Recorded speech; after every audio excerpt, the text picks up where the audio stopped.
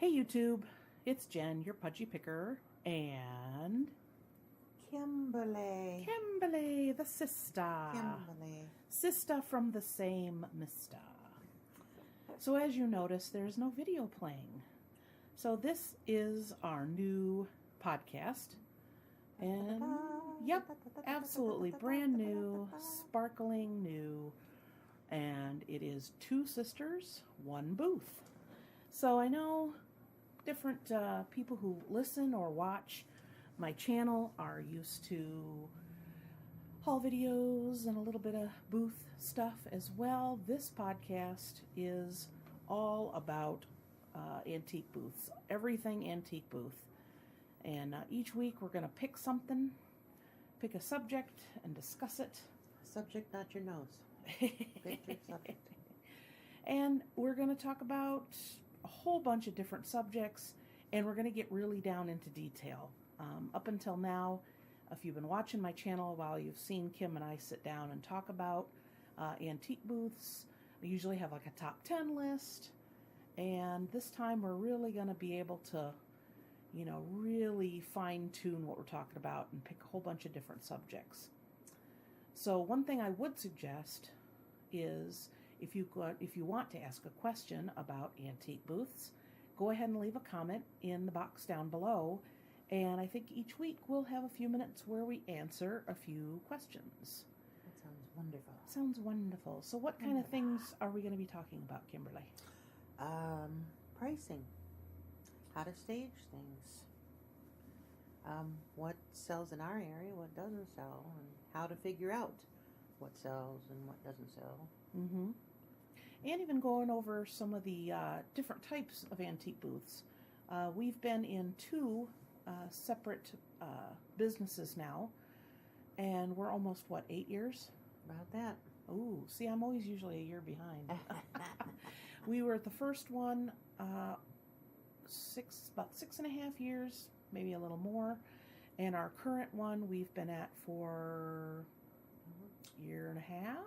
It was a year in September. Yes, so we have a little bit of experience. So different antique malls operate in different ways, so we'll kind of be discussing how ours operate, and you really have to figure out, what is expected of you as a vendor besides just bringing in your stuff and paying your rent. So that's important. Yeah. And like you said, pricing, that's a big one too. Mm-hmm. Very much so. What I'm paying for it and what I'm going to get out of it. That's true. It's true. And being able to sell on eBay as well as having an antique booth is good because we have more of a variety of places to sell our items. And I think I really wanted the two of us to kind of put our brains together and really, fine-tune some of the things about antique booths.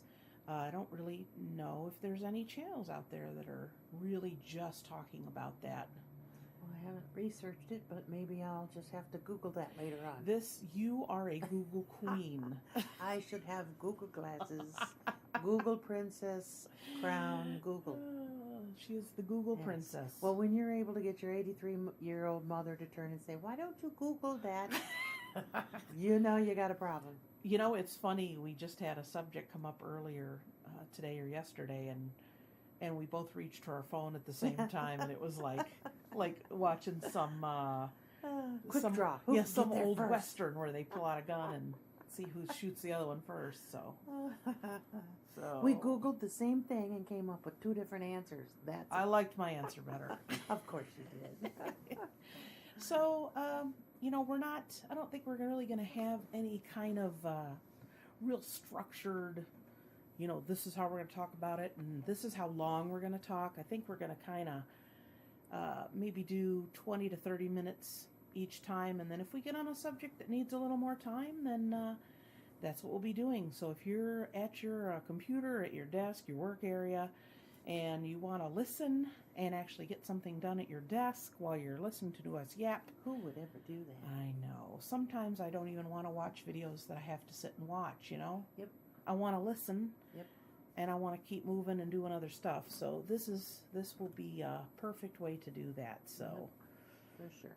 Yeah. So I guess that's some of the ideas. If there's any also down below, if you want to comment, and what type of things do you want us to talk about? So we're open to suggestions. We're kind of starting to jot down what we think would be good subject matter, but we want to cover a lot of area. I think another thing I want to comment on is also getting along with your neighbors in an antique booth setting. What? Yeah. Really? We'll discuss some of the unique and interesting type of personalities. Yeah, we have met over time, yeah. Yeah. So it's kind of like a little intimate neighborhood. Yeah. And you have those neighbors. So we won't mention any names. No. But the personality types will definitely be covered. Because because it's not just you. It's a family of people, and you all have kind of the same basic goals, of course, but well, because like it's a co-op for us, and a co-op for us means that we're not only trying to sell our stuff, but when you're there, you're working for the other vendors, so you got to get along with them, because you don't want to have anybody take offense, and then they'll try to steer people out of your booth, into your booth. Yeah, it's interesting because you want, like you said, you're working for other vendors as well as yourself, and I think that really kind of changes things, because you, in a certain way, you are competing with the other vendors, but you're also cooperating with them as well. So it's a fine balance, and some of the do's and don'ts for working in a co-op situation. Yeah. Certain things you should and shouldn't be doing, and this is important to us because there's really no employees at our antique mall. It is all vendors. So when you're in there, it's different than if you're just a paid employee and you don't really care and you just kind of show up. So we all have a vested interest in the business, as well as our own little cube and what we're selling, but also the health of the business in general, which of course we wouldn't survive if it wasn't there. We don't want to turn the customer off by something you say or do or don't do, because even if it's pulling away from, I've heard people say, there are vendors who will say, oh, you don't want to go over there. Come over here and look in this booth, and that turns them off too, because then they're like, what's going on here? Makes me uncomfortable. I don't want to go back. Yeah, that's very true. So there are some definite do's and don'ts when it comes to behavior if you're working, or even if you aren't in a co-op situation and there's employees, you might physically be there when when customers are there. So in dealing with customers, it's important to have that rapport. I know we always try and step out of our booth when we have customers milling around, because that's, we want to make sure that we don't, we're in there yapping. It's like somebody walking into our living room. If we don't step out, people are like, oh, they got something going on. I don't want to interrupt. So also interesting customer personalities too. Oh, yes. So, because people who like these type of businesses are going to be repeat customers. Yes, yeah, can be very unique. Yeah, they're all special little snowflakes, as my daughter would say. So, yeah, so we'll be, like I said, jotting down some ideas, what we want to talk about, and if anybody has any suggestions or any questions, because then as we go along, we'll see if we're not going to have a firm structure on how we discuss things, but to have a few questions at the end would be good. Yep. So, give us more to jabber on about. I mean, not like we have any problem talking. No, that's not an issue. That's not an issue at all. Never an issue. Yeah. So, it's kind of nice to get a feel for how other people are doing their business and what they need, and to not only get, my advice, but of course Kim's advice. Oh, of course, all the infinite wisdom in this brain of well, mine. it's true to have such wisdom in someone so much older than me. Yeah. Well, if you hear a slap during this, we have a very good microphone, and you'll be able to tell if I'm being abused. I can backhand her from here. or just give you a pinch. You won't hear that. Oh my. So yeah, pricing, personalities of customers, vendors, getting along with whoever is running the establishment, if you get along with them or have a personality similar to them or not. Staging is definitely a big one. And I think of respect for other vendors. Like, if you see another vendor has specific items that are reproducible, they're selling it for $5. I can get the exact same thing and sell it for $4. And so are you being conscious and considerate of other vendors in those areas? Yeah, because there's such a variety of items. And there are a few vendors who carry specific items, or you can tell it's something they buy, reprice, and put out. So, there's just such a variety of items. And I know we're always conscious as to what's being sold. And well, because I do handmade, and there's a few other people that do some handmade. And in those respects, I would never hand make something that the other vendor had and undercut them just to sell it. I think that's rude and obnoxious. So those kind of things is what. Yeah, and even specific items, if you're buying items wholesale to resell. I know I've been selling incense in my booth. I haven't really seen anybody selling that before or since. So you kind of have all these different little areas you can tap into. There are some vendors, I think maybe one or two, that sell soap and even maybe sell a different variety, or so there's so many different ideas we get, but it doesn't mean just because it's an idea it is an exact. We always think of a little spin, to put on it. Yep. To make it, similar, but no way competing against you, because mine is something totally different than what you have. And that's good, because you think about it this way. If you go someplace that's kind of touristy and they have an area or a warehouse or something set up where a lot of people sell items, or even like souvenir types. If you ever, like Florida, you ever been to Orlando, Florida, or Kissimmee, or any of those, and you go into one of those places that has, everybody rents a stall, and there are certain things you're going to see repeatedly, and you're done looking.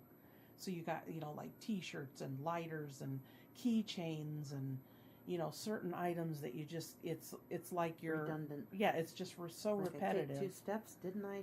Deja vu, I just saw this. Yeah. So, to get something that's a different item, because you don't want people thinking, well, everybody kind of sells the same thing in here, because that's totally not true. Mm-hmm. So, and even in the future, if we put in a little bit of video in there to illustrate a point or whatever, that's fine too. But we can sit here in our jammies and talk to you, and you don't have to see that. Do you have jammies on? I don't have. I'm not wearing pants. No, I'm just kidding. No. So, the just to be able to sit and yak. You're so funny. At least I'm wearing a shirt. No. Funny looking. So yeah, I think our combined experience, and when you start talking to somebody about something, you can kind of bounce different ideas, and it brings to mind other things that you might not have thought of on your own. That might be scary. Oh, scary. In what way? Bringing up more thoughts that you might have. Yeah. So I think it'll be interesting, because our take on things are similar yet different. Sometimes we see things like when we're shopping that you would buy and I know I would buy, and sometimes I've come in to some place and shopped after you've been there, and I've picked up stuff, and you're either like, well, I saw that and I walked by, or where did you find that? I don't remember seeing that, kind of thing. So we have different takes on things sometimes too. And just in our normal business kind of relationship, when we're working together, a lot of times we bounce stuff off of each other. Or you get something and you go, I really like this, but I don't know. What do you think of the price on it? So it's nice to, you kind of feed off of each other. Yet I think that we both have a good grip and a good take on things. So I never hesitate take your opinion or advice on, this booth questions or decisions. With pricing too, it's funny because sometimes we'll put a tag on something, but we won't price it, and we'll wait till we get there, and then we'll go, oh, you kind of have an idea, and then you'll say, what would you put on this? And then the other one will give the opinion and say, that's about what I was thinking. So, it's good to have. There's a couple things I'm like, you need to come up on that because I know that's worth. And sure enough, it sells. You do the same thing to me. I'm like, well, what do you think? Well, I don't know. What do you think? Well, I was thinking maybe 12. No, I'd go 16. You think? Yeah. Dang, it's sold. Yeah, we always say that little table or that little stand that had the 3 drawers. Remember, you were like, "No, you need to put another $10 on that." It's sold within a day or two. It's sold within a day or two. So I could have probably even gone higher and got more out of that one. Well, it's like anything else. You can always go a little lower, but after the person buys it, you can't chase them out to the parking lot and say, "Wait, I was going to ask more for that." And with my experience there too is, when you work, you usually do customer service and such things like that, or walking and customers. And with me, I'm always running the cashier station. So it's interesting to me, and I see things differently because I'm the one. It's one thing to walk through all the booths. It's another thing to see what's actually selling. Yeah, that's true. And actual pricing, and actually going, they only put $2 on that. Are they crazy? Yeah. So it kind of enlightens you too as to what people are in there shopping for. Yeah, sometimes stuff will go through and you're like, wow, that's a lot. Sometimes I look at it and go, I would have thrown that in the trash. I would not have brought that in here. Yeah, it's sold for what? Yeah, if you sell on eBay and you're just listening to us, you're going to get some of the concepts that we go over will make sense and will translate to eBay. And I don't know, it's a similar business, and in other ways it's just totally different.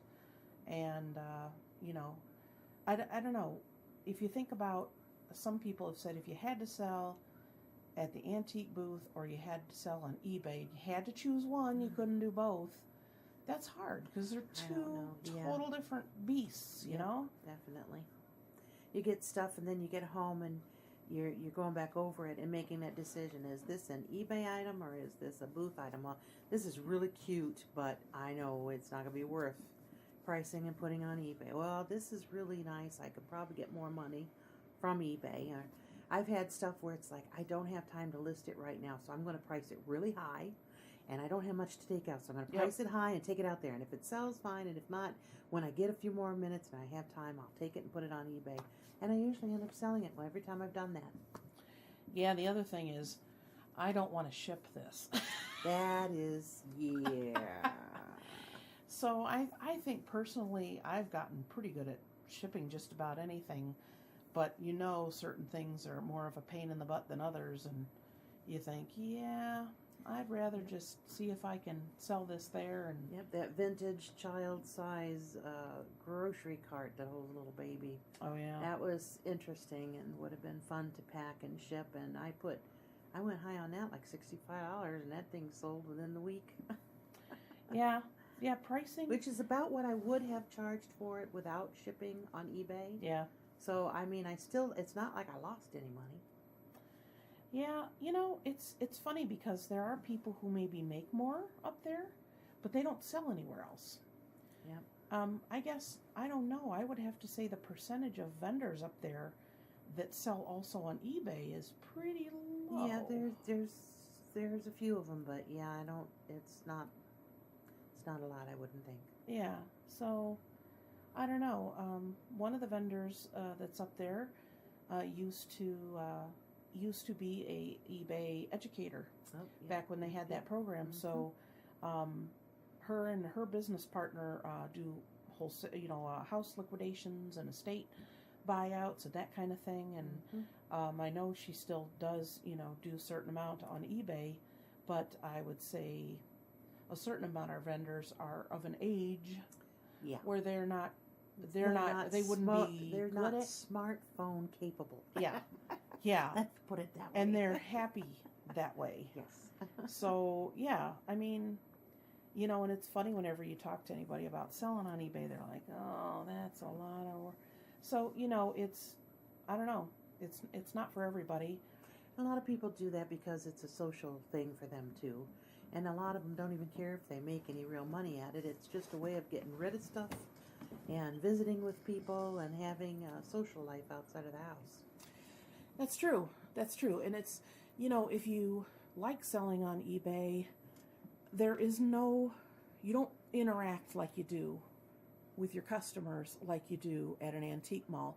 So, because you can say stuff they don't hear. Yeah. So, that could be good. That could be bad. It could be, whatever. And certain things that would completely be totally different in a booth, such as staging and decorating and that kind of thing, that on eBay is of no consideration at all. Yeah.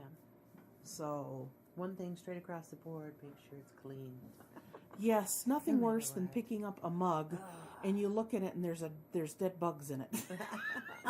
Coffee stains and ooh, yeah.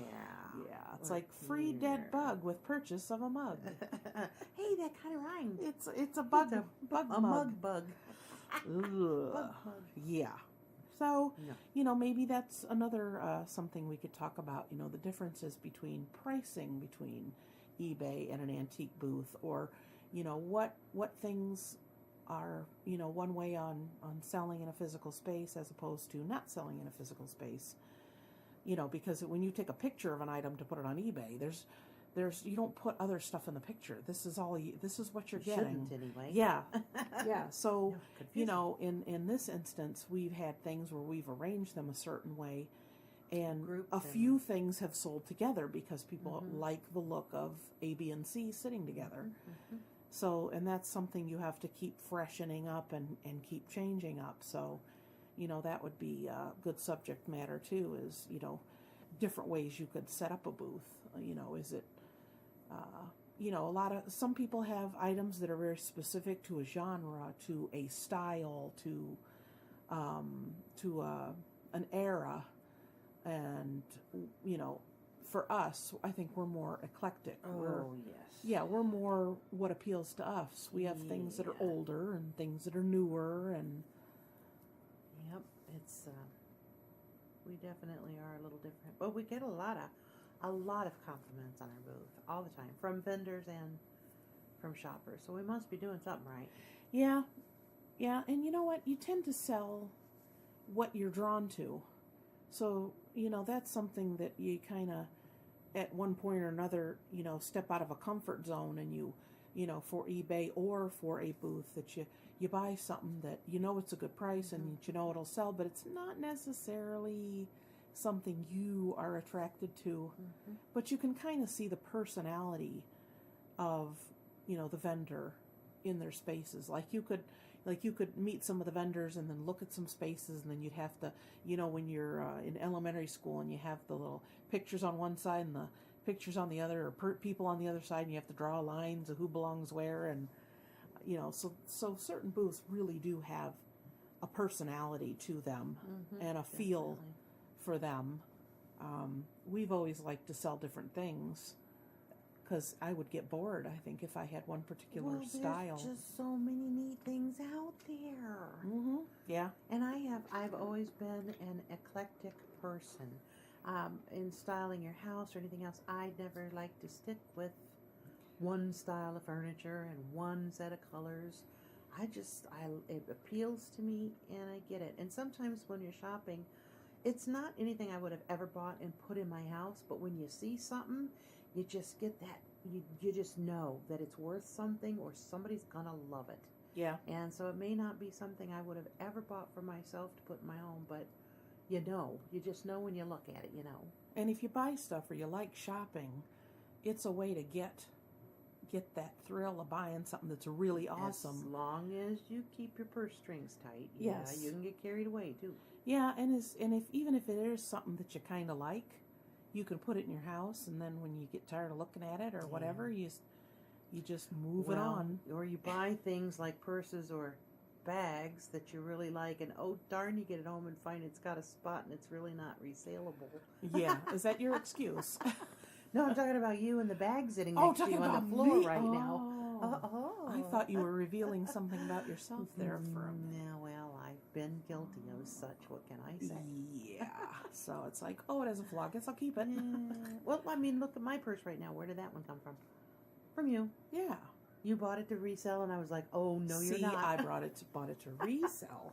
Yes, you bought that, and I ended up with it. I was like, no, it's if for anyone who's wondering what this purse is, it is a quilted black bag, squarish, but it's got snowmen on the straps, both sides. It's black, and white snowflakes on the main body of the bag. So it's only a winter purse, obviously, but I love snowman, so it's like, nope, that's mine. It's going home, not in the booth. Yeah, you've carried that longer than probably any other purse I've ever seen you Well, carry. I switch off a lot, but that's only winter. I can only carry that in the winter. Why not? Why? Because it's got snowman on it. And So? okay, granted, I have 2 snowmen right now standing in front of my television. Since last year. They've been there actually since I probably moved in over here. Okay, I was being nice. And I have a snowman stuck up on top. See, it's just enough where nobody really pays too much attention to them, but I love snowman, and as long as they're neutral and a holiday related, nobody knows the difference. Okay, we'll go with that. It's Okay. not like they're going to melt or anything. And Well, let's get off the subject of snowmen. As much as I love them, we shall move on. So, and I guess another area of subjects that we could discuss too would be how to store inventory. Oh, And this is yes. something that, if whether you sell on eBay or you sell in a physical space, Yep. is a huge You consideration. mean not in 5 different rooms, 5 different locations? You know, I've gotten better. I can't say. I've yeah, gotten no, you know, it's like anything else. It can kind of take over if you aren't used, if you don't have some kind of way when it comes in the door, we could talk about that. What is our, what happens once it leaves the car and it comes into the house? Where does it go? Well, you can have that because I'm not so good at that aspect of it. You got it down pat. Me, I go out there and it's like, hey, look at this bag that got tucked behind the chair. I forgot I got that. Yeah, it's So I am the what not to do, and you are the what to do. so you're like in the Glamour magazine when it says don't wear Yeah. these shoes Oh, with the yeah. skirt, and she's got like Yeah. a black box over her eyes. That's you. I will wear a black box on my head for that episode. Yes. But you know what? That's what people want to hear, because there's certain things that I bet you I'll have more people that side with me than on your side. I Not don't that they know. wouldn't love to be as organized as you are. Uh-huh. I would love to be that organized, but who's got time for that? Evidently me. Well, I think too that's another reason why people are like, wow, you have your haul videos. Well, that's part of my bringing it into the house. I have like a chain of command of once it comes in. Of course you do. What I would happen- expect nothing less out of you. What happens to it so that it's, that it these things happen, and the video is one of the first things I do. So I get that what is that song, that the March of the Nutcrackers or whatever in my head, seeing your bags of stuff coming in from the car into the dining room. yeah, I'm a person that doesn't like clutter, and my style and personality of my house is very much opposed to the reseller's lifestyle. So I got one word for that keeps me sane. It's basement. And I have one, it's called Close the Door. Yeah, close the door. Nobody needs Pay no to know attention in to those there. files behind the door. Yeah. That's it. So yeah, and we can discuss things that we've struggled with, or things that we've gotten better at, or things that we haven't quite mastered, because that's the nature of the business. Yeah. So I'll probably have a good look. We could do a lot of broadcasts. that's on why that I'm one. saying this is podcast yeah. number 1. Mhm. So let's see how long it takes us to say, guess we don't have anything else to talk about.